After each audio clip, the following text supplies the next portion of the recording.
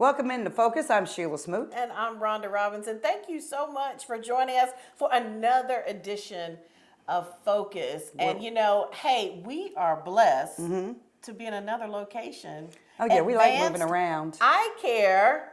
We want to say thank you so much for allowing us to use this beautiful space. A healthy focus. Yes, as a backdrop. So you can see through your life. Yes, and read that fine print when you're signing those mortgage Is that where you papers. got your glasses? Yes. I kept wondering where. I didn't want to ask because Yes. I thought, but they were super cute. Yep, Dr. Alexia Vaughn. Okay, well, I need to get me some glasses, but first I got to get this cataract out of my eye. Are you serious? I do have a cataract. They said it has to come out. Oh my goodness. They said I was too young 5 years ago. I said, so does that make me old? Have you been avoiding it because you're I scared? scheduled that 3 times and I did cancel. I am fearful. My eyes are my eyes. Eyes, you can't, I like seeing this red shirt he has on. Don't like the team, but like the shirt. Rocket, our photographer. Love the green, the blues. And I've had a fear of that for a long time about my eyesight. Because I knew this day in my life was coming when I was 6 years old. I'm going to pray that you get some comfort there because a lot of people have that surgery. So I want to believe that I don't need no comfort. I need some confidence. A mess. I'm just saying. Well, we're going to talk more with Dr. Vaughn about that because maybe she will ease some of your concerns. Yeah, I have a great doctor, and shout out to them. But it does help, to have that confidence, and and it's a real fear. So we will talk to Dr. Vaughn about getting over fear. And also, I just went to the dentist too, and that's a fear. Oh my goodness. I got a lot of fears, but I'm going to just numb this here and numb this here, and I'm just going to lay back and let it happen. I just got a root canal. It's something about those machines, like the drilling noise or something, I think scares that's it. me. Mm-hmm. And I just close my eyes and, Did you get laughing gas? No, I didn't get the laughing gas. It just gave me some numbing stuff. Same thing, different day. Anyway, we talk about anything. A lot of folks don't realize that even though we both were consumer advocates for the same station, we're actually really good friends. We've been friends for she puts up with me. 20 plus years now. At least. Oh my goodness. Don't tell my age, tell your own. Yeah. So it's been a good run. It's been a good run. It's been a good run. We're business partners now. Yes, we understand each other. This is one of our business ventures, our TV show, and we thank you all for tuning in. This is our second season. So we've been doing this for a minute now, and it's working out. It works out. It's a better schedule. Yeah, we like to give exposure to a lot of local businesses and organizations, and we use this as that vehicle, this show. So it's a great opportunity. We want to thank Fairway Independent Mortgage for being one of our sponsors. Thank you. We're going to talk today about the pros and cons of renting versus home ownership. A lot of people may be thinking about that right now. Like if you're in an apartment, you may be thinking about, is it good for me to just stay in this apartment? Should I try to purchase a home? If I'm in a home right now and maybe the mortgage is too high, should I rent? Should I go get an apartment? That's a good point. So that's our topic for today. And I want to go through just a few things that I found on Experian. Rhonda's hot topic.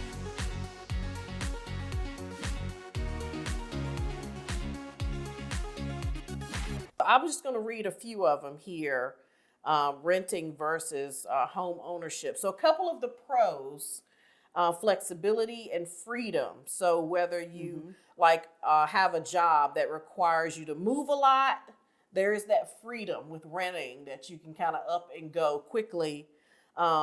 Minimal maintenance, because you can always just pick up the phone, call the landlord if something breaks. Don't call me for a light bulb. Change that yourself. But whereas, you're right. With a home, you gotta, if you don't have that home warranty, you're in trouble. You're in trouble. Yeah. So Kinda, sorta, yes. Those are pros to renting. And also the third pro to renting, credit matters less when you apply to rent. In some circumstances, you can get an apartment fairly quickly. But in the places you like to live and I like to live, it depends. You need a good credit score. Right. It really, I would say it depends. It depends. Because even though they say, it's, if you have bad credit, renting is better. I would say it depends on where you want to live. Yeah. A couple of the cons to renting, according to Experian.com, lack of financial incentives. So like you can't write it off on your taxes like you can with a home. That's a huge incentive to having a home. Rent increases. That's a con because when you are living at a place with a landlord, they have the right to increase your rent every single year. And they will do it. And, This yeah. economy, though, I've seen some rents going down, so keep an eye out. Right. But with your mortgage, it's locked in pretty much for the most part, Right. And that's what you're going to pay. And in many cases, I don't know if it was like this for you, but my mortgage was less than what I've ever paid in rent. Was that the case for you? My mortgage started out less than what I paid for rent. And now it's a lot more. Well, you grow with your home. My Yeah. first home was about $700 a month. Yeah. And yes, it was way low. Yeah. And then I started moving up like Louise and the Jeffersons. Now I wish I would have stayed with the Bunker family. I don't know. Okay. But at the end of the day, I think it depends, as you were saying, because I do remember when I got my first house, it scared me to death. I mean, because I was a renter, I kept it. They didn't want me to leave because I'm a really good renter. I don't break things.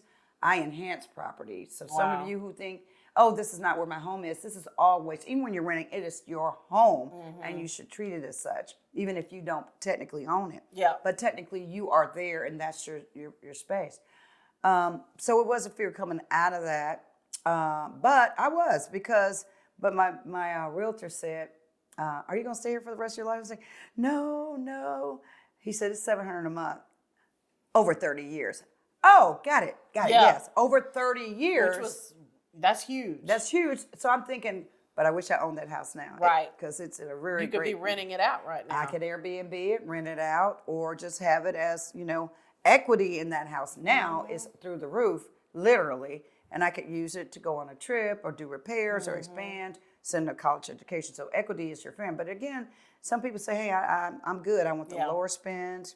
I don't want no problems. I want no yard, all of that. Just give me my pool, my Mai Tai, and you go clean the pool. That's I'm right. going into the house and put my feet up. Well, just to recap, the cons, according to Experian, lack of financial incentives, rent increases because you don't know if your landlord may raise your rent each year. And the third con would be less housing security because even if you love your apartment, you don't know if the owners may decide to sell the property. And then you're left looking That is for correct.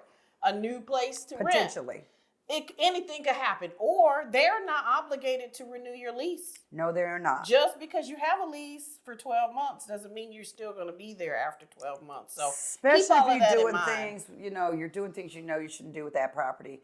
They don't have to give you the right to renew. Right, or if they have a lot of complaints about you, I know They don't have to give you that lease again. We had a dog in when we had a dog in the apartment complex, and the neighbors complained that the dog was barking too much. Yeah, I don't want So, all kinds of stuff can come up that can affect, whether or not you can there's stay. even if there's complaints that somebody's smoking, just plain smoke for those of you. Or playing your music too loud. Playing your music too loud, but smoking. Anything. It comes through the vents. Yeah. When you're doing attached housing, basically multifamily, i.e. apartments. That could be, it's like, hey, you gotta, we've gotten so many complaints about you smoking. And it's coming through the vents, you got children, allergies, a lot. So they can say, well, we decided that we love you, we like you, but we're not renewing your lease. Yeah. So y'all can check out the whole list, the pros, just to recap: flexibility and freedom if you move a lot for your job, minimal maintenance. So like if anything breaks down, all you have to do is call the office. That's a pro.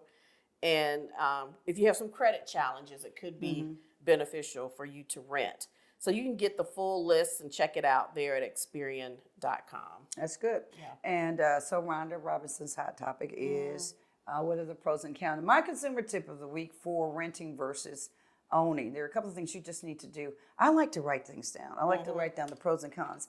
Even if you do it on your phone or whatever, you got to visualize what it is your goal points are. Right. And if the good outweighs the bad, then it's a good choice. It's a good choice. Yeah. And you need to shop around.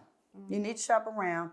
You need to compare rents. If those of you who have children, you need to know where you want to keep your kids, because if you're doing an apartment, do you want to bounce around year after year after year, school system to school system? You need to be mindful of that if you're deciding to rent. And if you're deciding, and my tip is, if you decide to own a home and you have to do relocation, or you know, an event happens in your life and you got to get out and you can't handle the mortgage because the job situation has changed, you need to be in a community where you know you can sell quickly. And that's what I did on my first house, my second, my third, all my houses I bought. I have moved a couple of times because, you know, we're transient when you're in television news, and you land here. Yeah. And of course, they told me I was going to work in Birmingham. They put me in Anniston. Hi, Anniston. Yeah, that part.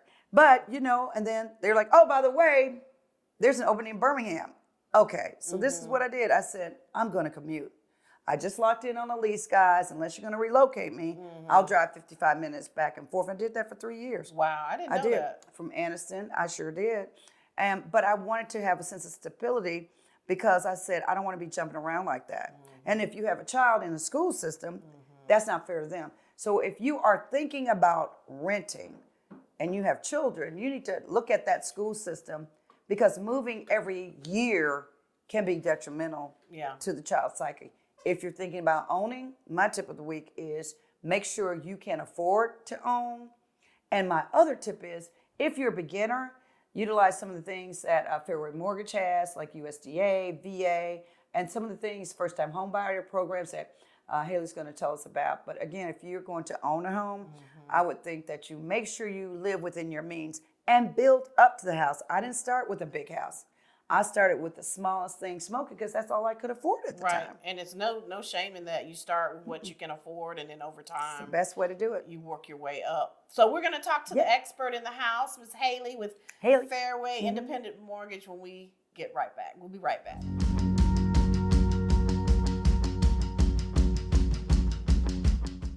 Welcome back into Focus, where we declutter your life. I am Sheila Smoot. And I'm Rhonda Robinson. Thank you all so much for joining us. We have our expert in the house, Ms. Haley. You know her because she's been hanging out with us for a couple of weeks now. A few weeks. She's part of the family. Yes. You know, so we're talking about renting versus home ownership, the pros and the cons. And I know you have to get these questions all the time. Yeah, so just a quick disclaimer. Yes. Any products, anything discussed that on this segment is going to be subject to credit approval. It's not an offer to enter into any agreement. My name is Haley Morris with Fairway Independent Mortgage Company, NMLS number 1981600. Thank you. As far as the pros and cons of home ownership versus renting, I've rented for quite some time, and I'm coming over to that home ownership side. But the home ownership side, you got to kind of put your big girl pants on for. You know, you don't call anybody when maintenance is due, and you know, the days of calling the maintenance man to just slide by and they pick up the bill and you go on back to work, those are gone. But the benefits sometimes outweigh that. So you got to look at it. You have a sense of community. Your neighbors tend to take more pride and care in their properties, depending on where you are. The ability to be able to pull out or borrow against your home versus going to the bank every time you need money. If you bought cash, you might have experienced equity in your home without ever having to finance anything. So it just depends on where you are. Myself personally, I like the idea of having the stability. You know, being a renter, the renters market is forever changing, and a landlord could go up on rent at any point, and you may be forced to re-sign your lease, or your in some cases your rent can increase in 30 days with 30 days notice. So it just depends on what your arrangement is. But I've seen a lot of these things happen over the years, especially when the interest rates dropped and then they soared right back up. A lot of people experience the changes in interest rates. If you had a mortgage or you bought cash, if your mortgage is a fixed rate or it's an ARM, it may change every few years, but at least you know what your ceiling and your cap is going to be. But if you got a fixed rate, you don't have to worry about it increasing. You know, you have your pros and cons with everything. What do you guys think is some popular questions that people may have or that you've encountered? I think the big elephant in the room with a new home buyer would be, you know, can I afford it? Because the whole process is intimidating when you're going through it the first time. And the reality is that home ownership is quite affordable. Yes, You know, it is. if you are real about what you can afford, like you can't go saying, I want a mansion first time out. You could. It depends on what. Let me not say that because it depends on what your it depends finances. on what your finances But are and what your credit for score. the average Joe like myself, I first time out, I had a really nice garden home. You did. You had a great garden home. So but what you have to do is just be really honest about where you are financially, and it is very affordable. I think that's the big question for those who've never done it before. Right. Is, can I afford a home? Yeah, so just to piggyback off of that, being a renter and actually seeing the renter market versus home buying, a lot of the times people initially look at the closing costs for buying a home. And depending on the closing costs of buying a home and the program that you have, it may be similar to moving expenses for an apartment. You got to think about first month's rent and security deposit if they're equal amounts. And then you pay your money, and if you're in a nice area, your deposit for your electricity and your water. So by the time that happens, you're already at $3,000. You haven't paid your movers yet. Any other kind of cleaning and whatever else deposits that you have to pay if there's something stacked onto it. Yeah. It could add up very fast. Closing costs for a typical house now is between, $7,000 to $10,000. But if you're on a down payment assistance program, it can go down to about $3,000 to $6,000. So it just depends on what you have in your pocket and what you plan for. But the credit score always helps. Whether you're renting or whether you're buying. Usually if you're renting, in my case, I didn't have to pay a security deposit. Right. My water and electricity. But in some cases, if your credit is not the best, you could end up doubling over on your security deposit, and it could be a full amount of first month's rent. The market was clearly struggling a couple of years ago. They were actually allowing you to finance your security deposit through your rent for like the first 4 months. Wow. So it just depends. During COVID? During COVID. This was before COVID. Okay. I was actually living here in the Birmingham area. Okay. And I think I had seen that a rental company here for an apartment complex was doing it to where you can actually finance your security deposit over into your going rent. to that. I did not know that you could do that. Well, if you've got an apartment, say at even just at $1,200 a month, it's very expensive in certain places. But I'm going to start with $1,200. You got to bring first month's rent. You got to bring your first month's rent and your $1,200 security deposit. Right. So now what people are doing, and I just started seeing that, they're like, okay, we're going to finance your security deposit because, like I tell people, if you got to bring $1,500 for first month's rent and $1,500 for a deposit, that's $3,000. Let's get you a house. Right. And Let's get you a house. And Let's sometimes get you a last house. month's rent. And depending on where you go, they want first and last month's rent. Because if you pull out of there or things are going awry, they know they've got that I call it the 13th month covered. They're not going to get 12 months from you, but they already really have it. Yeah. So really what that security deposit is, security deposit, and it's 12 months and you decide they still got that. Yeah. That you don't get your deposit back, but if you complete that lease at 12 months, you do get a security deposit back.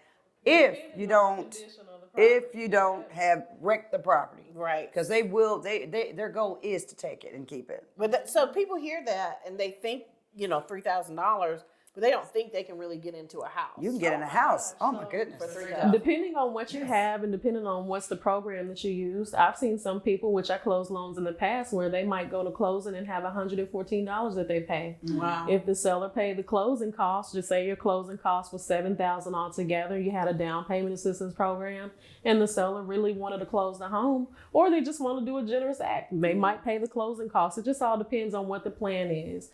Your realtor always plays a good part in that, Sheila. It's about communication, your contracts, but it can always work for you. If you can rent, you can buy a home. In today's rates, the rent is almost the same as the mortgage anyway. In terms of stability, though, you don't have to worry about, rambunctious neighbors and I won't say property values, because when you have a house, your property values matter, but you can kind of control your community a little bit more. Yeah. And for those of you parking on your lawn this morning, move the car because it drives down property value. I know you want to get close to the house, and I know you're older, but if that's put in a slab or something. Stop parking on your grass. I see that a lot because it does drive down the property value. Aesthetically, you're like, oh, I can do what I want with my property. I own this, but technically, there are ordinances all over cities. And counties not so much, in rural areas not so much, but in community, as you stated, there are ordinances, HOAs, but if you don't, that value goes down real quick. And you want to, when you buy a home, you want to retain value, because the key is to do what? Build equity, because your house is the bank. Yes, I agree. To add to that, a lot of times these apartment complexes have the nice aesthetic, which is what drives the foot traffic. Imagine your home looking as nice as the apartment complexes. It's easier to sell, it's easier to lease, it builds the morale in the community, so you end up with neighbors that care more about where they live. Right. Not only that, for those who have children, you want the streets to be visible and well kept and so on, but you get a sense of community. Apartment living is nice too, but you always want to be thinking the long term. So I couldn't imagine spending $36,000 over just say 2 years when I could have been paying for a house at that price. That's what woke me up. Yeah. I added up what I spent one time in rent. And I was notorious. I'm fine. I know I'm going. I didn't even unpack all my boxes. And I said, because I'm going to move. Because back there at that age, I wanted to just move. I wanted to be at the newest properties, keep And moving, travel and and do all everything, that. yeah. And I added up what I spent that year. And I'm like, what? Yeah, Because yeah. as you get more income in, you get a higher property. In my mind, now, I'm going to this apartment complex, brand spanking new pool, all of that. Yeah. I never even used that pool. I just never did. Made you And want to kick yourself. I did. But when I added up what I spent that year, my mouth dropped open. I said, you know what? I got to figure out how to buy something next year. I'm not going to keep giving away money. Now, but for some people, they don't want to do anything.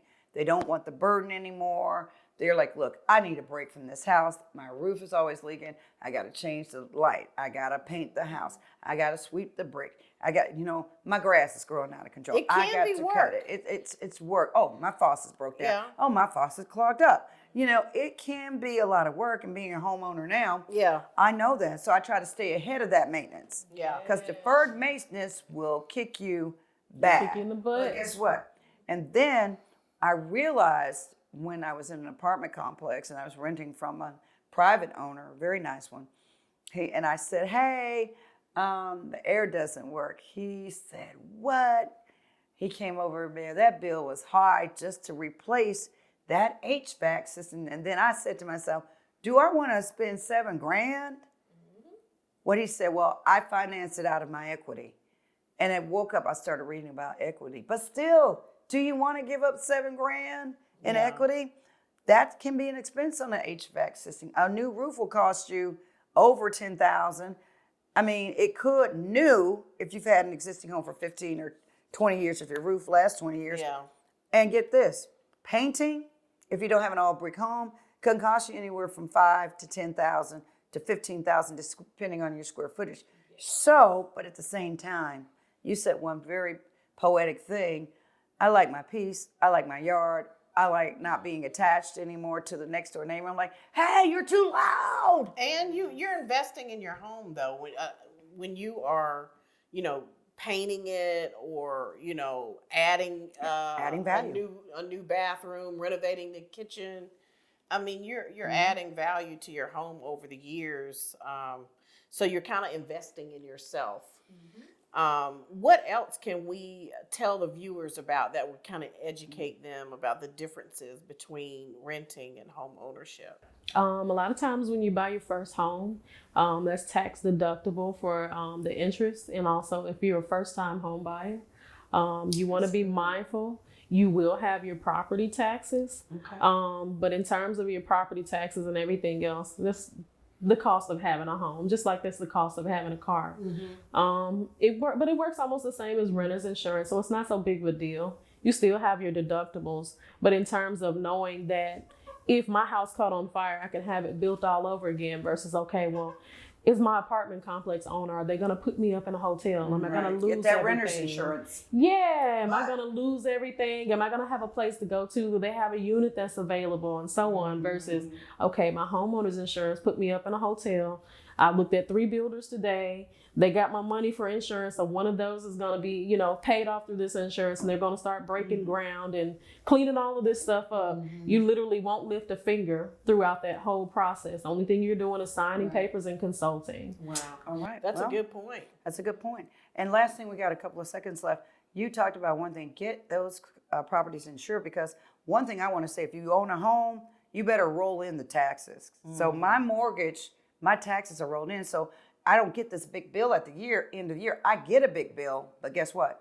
Because I put that in the monthly mortgage, it's already paid, and that's a scary thing when some people say, "No, I'm gonna pay the tax at the end of the year." You never Just know. get it over with. If you escrow is one of the best things because it comes out without you thinking about it. Yeah, I couldn't imagine paying $200 a month versus at the end of the year having $2,400. Right. You know, Sometimes you get a little bit back every now and then. Every now and then. if you've overpaid your escrow, sometimes you get a check. So it's a nice thing. It can Like pay that. you back. I've done that before. Yeah. But that not escrowing, and at the end of the year you get that big bill or the tax bill, or something happens and it's you not don't pretty. have the money you thought you had, it could catch you, because even still, just like if you owe us for a mortgage, you get a lien on your property for taxes too. Yep. And insurance, they'll force place your insurance. And you don't want that. You don't want Before that. we get out of here, though, I want to make sure you let people know how they can reach you, because we may have some viewers who are curious about purchasing their first home or their second home or vacation home or whatever, investment property, whatever. Yeah, so I can be reached at 205-534-4188.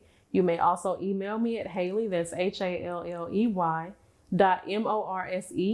at fairwaymc.com. Awesome. What's All right. the last thing you want to tell our folks before we get What's out your of parting here? shot? Get going. If you can get in where you fit in. Home ownership is not that hard. Consultation and a little bit of studying and some time, you can get in there. That's right. And that's our girl, Haley. But again, shop around if you would, but call her. She's always available. And this is another episode of Focus, right? Yep. Thank you all so much for watching and tuning in to us every single week. This has been another edition of Focus. I'm Rhonda Robinson. I'm Sheila Smoot, and stay focused.